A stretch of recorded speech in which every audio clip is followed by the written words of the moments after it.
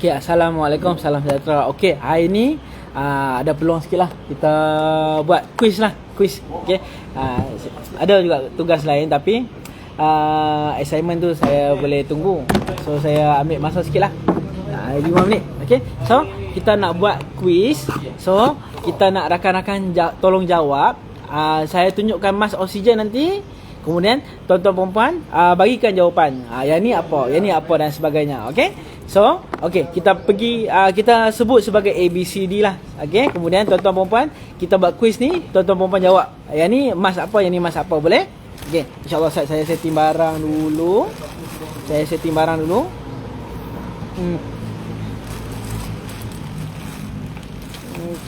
setting barang sana. Kita buat quiz sikit petang ni, insyaAllah. Kita buat quiz sikit petang ni. Okay, kita buat quiz sikit petang ni.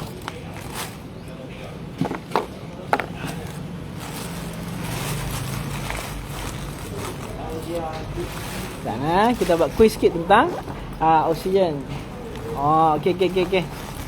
Tuan Nabi ada dah, Tuan Nabi boleh jawab ni. Lim Majing ada, Lim Majing boleh jawab.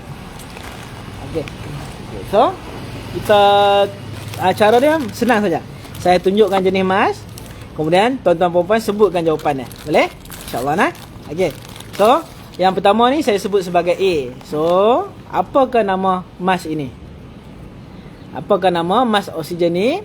Oksigen mask ni, clue dia kita bagi kepada pesakit yang SpO2 dia 91 hingga 94. SpO2 91 hingga 94. So kita bagi berapa kuat? Kita bagi 1 hingga 5 liter per minit. Ada setengah buku dia tulis 1 hingga 6 liter per minit. So namakan alat pemberian oksigen ini. Ini adalah A.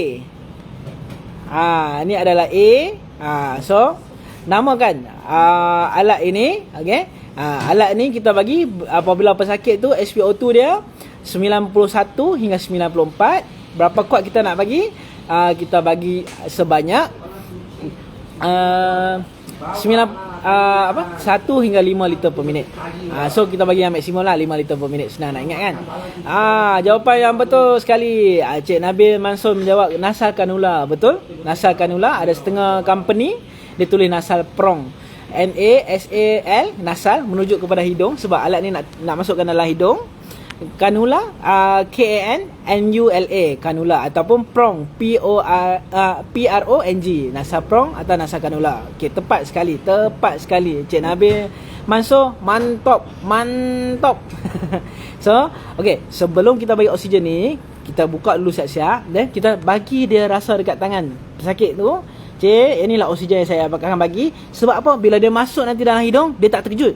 Bila dia tak terkejut, dia takkan tolak mask ni, nanti oksigen dia tak cukup dalam badan lagi kan. Kita tak mahu oksigen pesakit tolak. So cara pasang dia selalunya yang bahagian yang ada misai ni. Okey, kalau tuan-tuan pasal ni ada misai ni, kena letak dekat atas misai. So yang bahagian lekuk ni, yang lekuk ke dalam tu akan letak kat bawah ni lah. Dia jangan lekuk ke atas, jangan keluarkan hidung dia. Okey, jangan, kita lekuk ikut bentuk hidung tu lah. So bila dah masuk, pusingkan di telinga dan masuk kat bawah, kita ketatkan macam ni. So ini adalah cara kita pakai nasal kanula atau nasal prong. Okey, jawapan yang apa hati. Kita pergi kepada alat pemberian oksigen yang kedua, iaitu alat B. Teng. Okey, namakan alat B ini. Okey, alat B ni kita bagi apabila SpO2 dia, bila kita cek kat jari pesakit tu, SpO2 dia 86 hingga 90. So 86 sampai 90 kita tahu dah mesti guna simple, guna B ni. Guna alat B ni. So namakan alat B ni. Bila kita oksigen dia, bila kita cek kat jari kan, 86 hingga 90 kita tahu dah nak pakai alat ni sebanyak kekuatan dia 6 hingga 10 liter per minit. 6 hingga 10 liter per minit.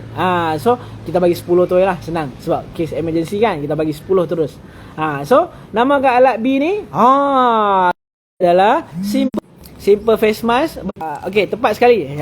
Ada setengah company dia panggil oxygen mask, ada setengah company panggil simple oxygen mask, ada setengah company panggil simple face mask. So ikut kepada kilang tu jugalah. Okey. So ini simple face mask. Okey, simple face mask. Tepat sekali. So kita dah belajar 2 mask untuk hari ni. Nama dia SPO2 berapa nak pakai dan kekuatan dia berapa banyak kita nak bagi. Okey, so yang ni yang kedua dah selamat, dah selesai. Seterusnya yang ketiga, teng air. Tiba-tiba dia ada bag lah dekat bawah. Yang bag kat bawah ni. Okey, so nama dia reservoir bag. Okey, reservoir bag ni tujuan dia untuk kita simpan oksigen siap-siap dekat sini. So bila pesakit dah sedut dekat ruangan mask ni, then reservoir bag ni ada oksigen, dia akan terus masuk. So pesakit akan sentiasa dapat oksigen. So namakan alat C ini. Namakan alat C ini.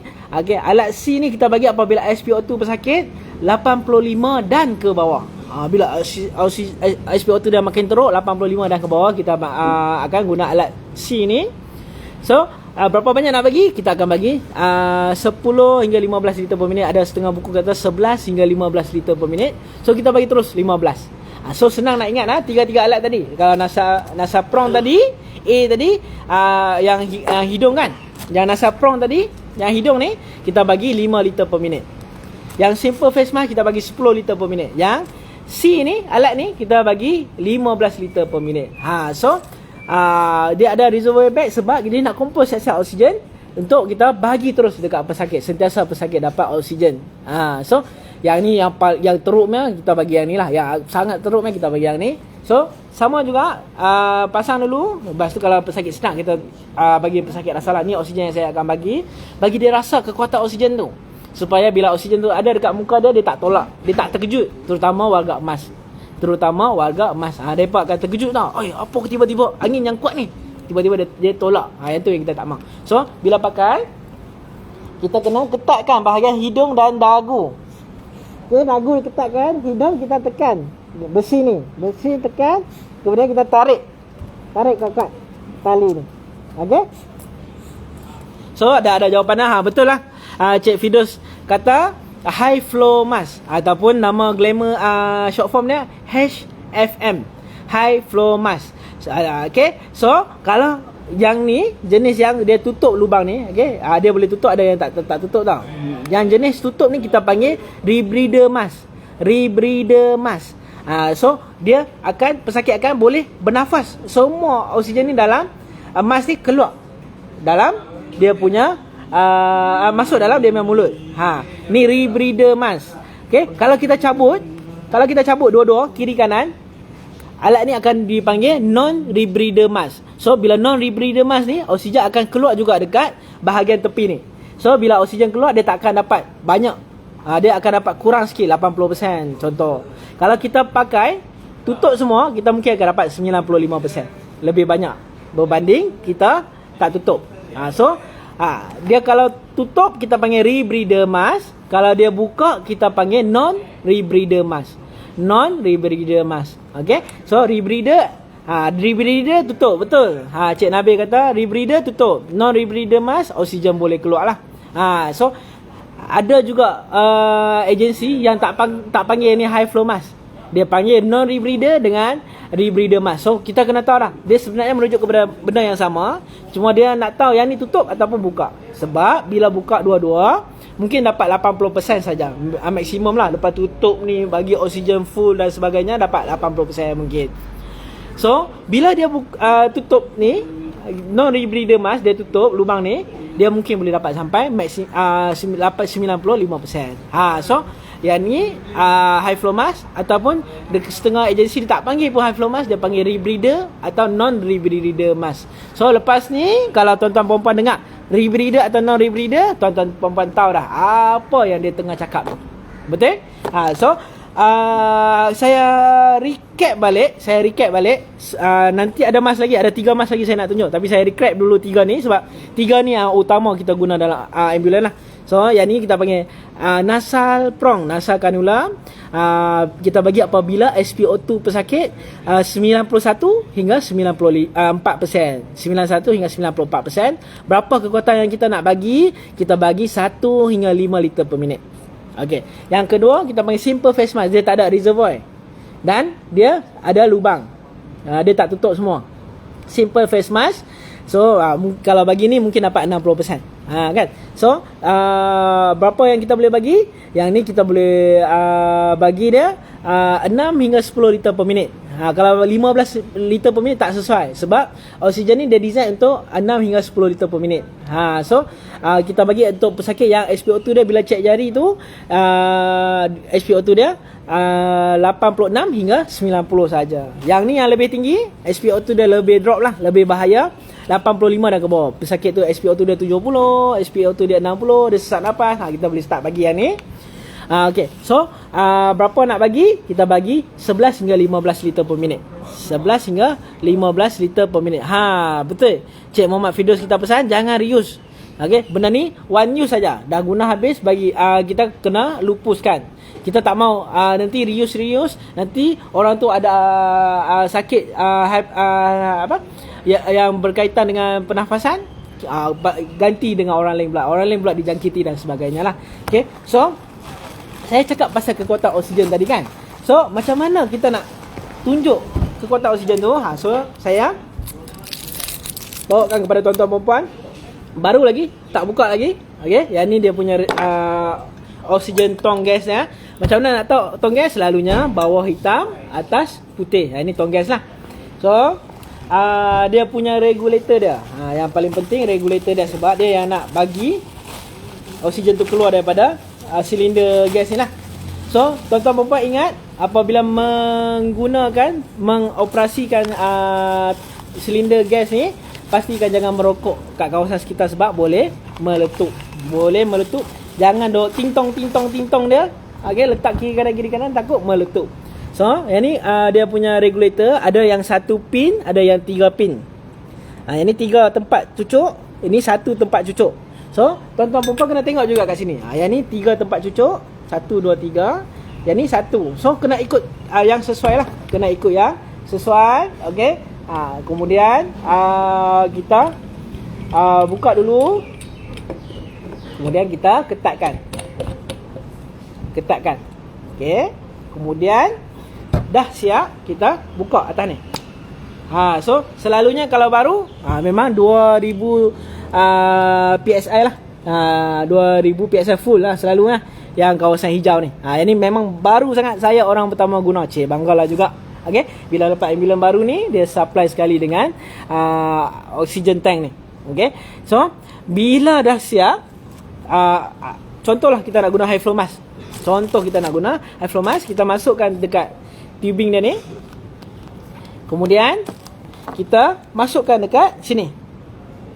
Okay, so high flow mask tadi berapa? Ingat tak?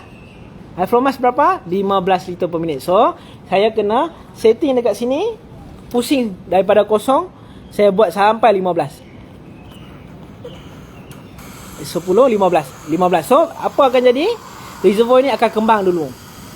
Seperti yang saya cakap tadi, oksigen akan kumpul kat sini. Bila pesakit sedut, then oksigen ni akan sentiasa ganti.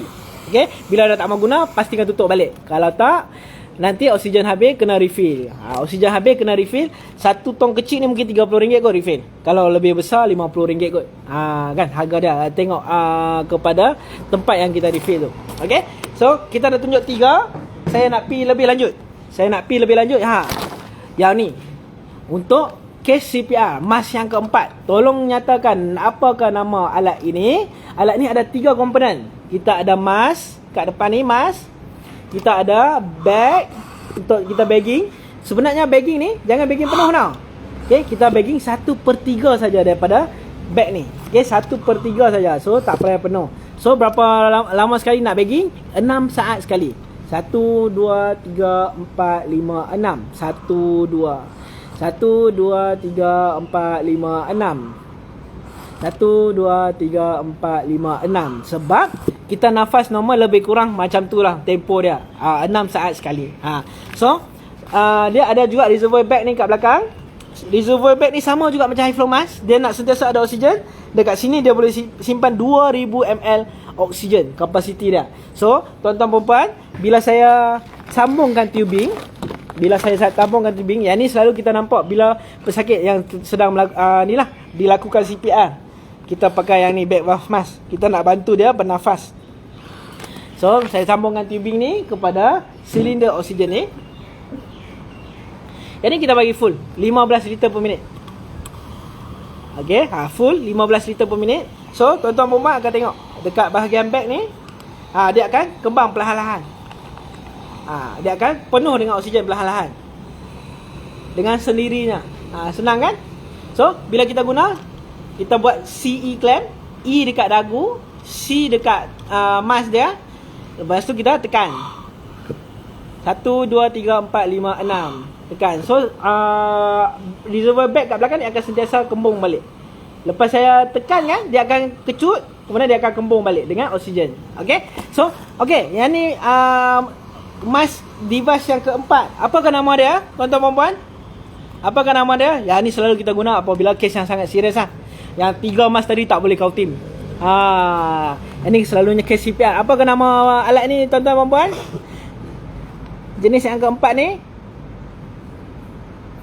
jenis yang keempat ni nama dia bag valve mask. Sesuai dengan komponen dia. Kita ada bag, valve.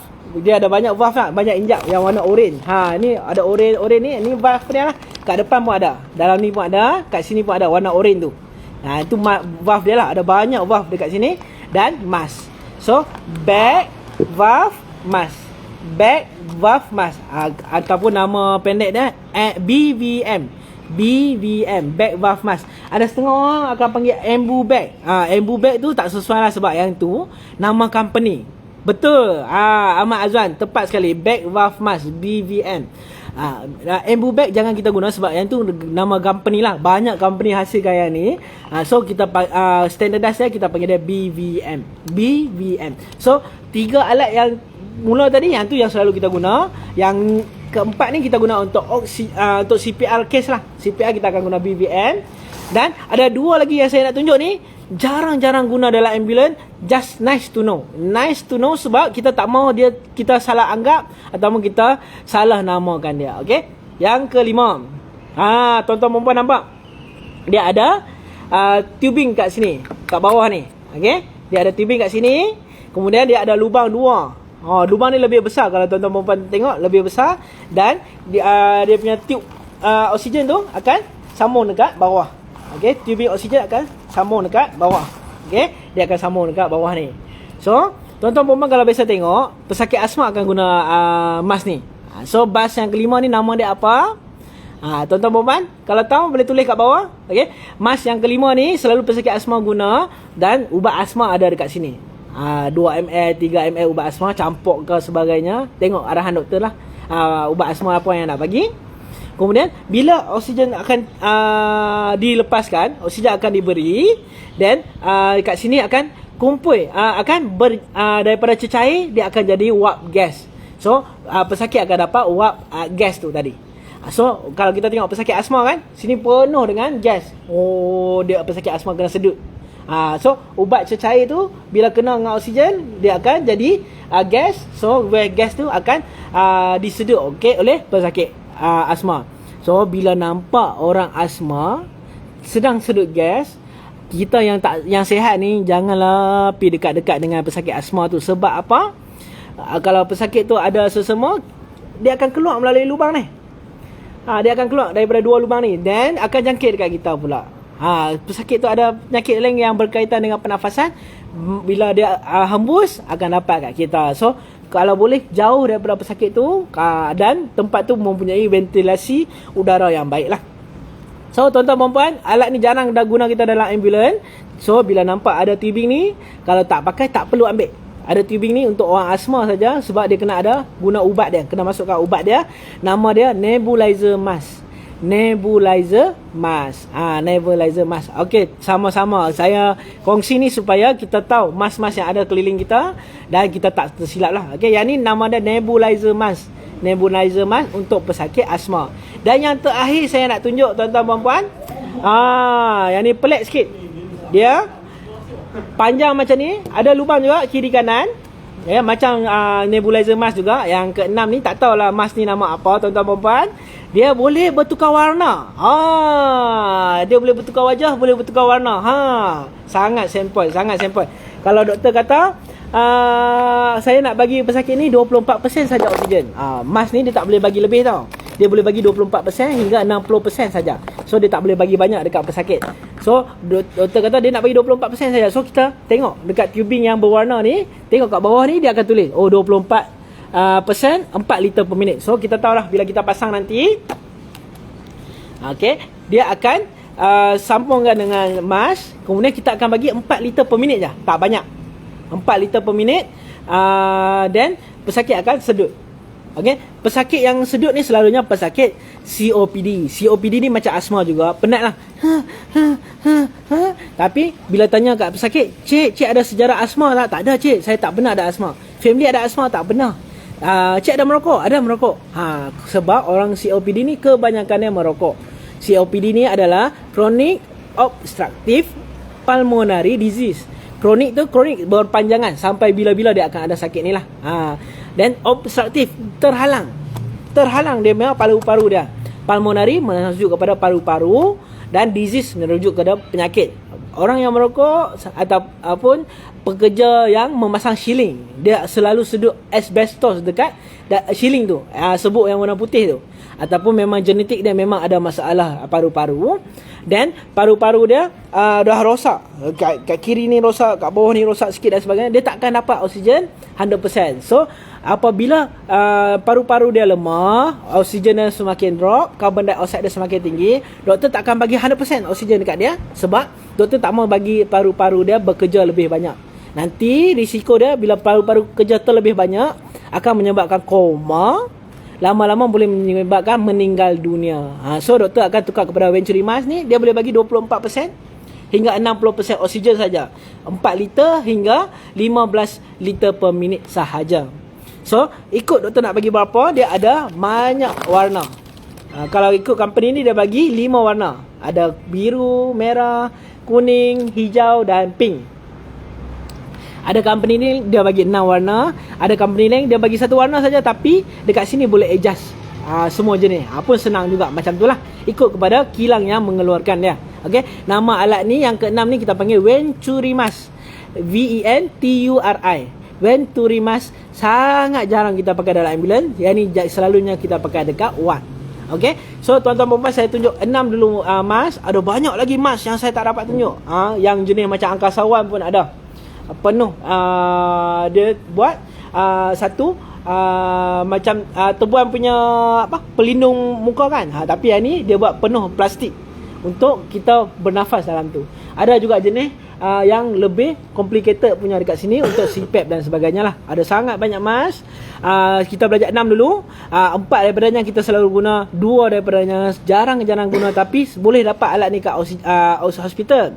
So sebab saya tak mau kita salah ambil mask, saya tunjukkan 2 alat yang hujung tu, mask yang ke-5 dan ke-6 tu, supaya tuan-tuan puan-puan tahu Venturi Mask dengan nebulizer mask tu kita jarang pakai dekat dalam ambulans. Sebab memerlukan arahan doktor. Venturi Mask ni memerlukan arahan doktor. Yang nebulizer mask tu memerlukan ubat. So tak semua orang boleh bagi ubat. Dia kena belajar lebih lanjut untuk bagi ubat. Okey, tuan-tuan puan-puan, ada soalan boleh komen dekat ruangan di bawah. Kalau kata tak sempat tengok, tuan-tuan puan-puan boleh ulang balik video ni. Kita akan nak dapat tonton mask-mask yang selalu kita gunakan dalam ambulans.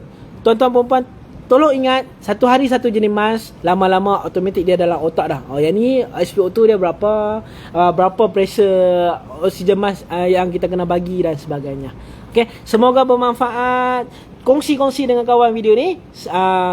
Berjumpa lagi di lain waktu. Terima kasih kerana menonton.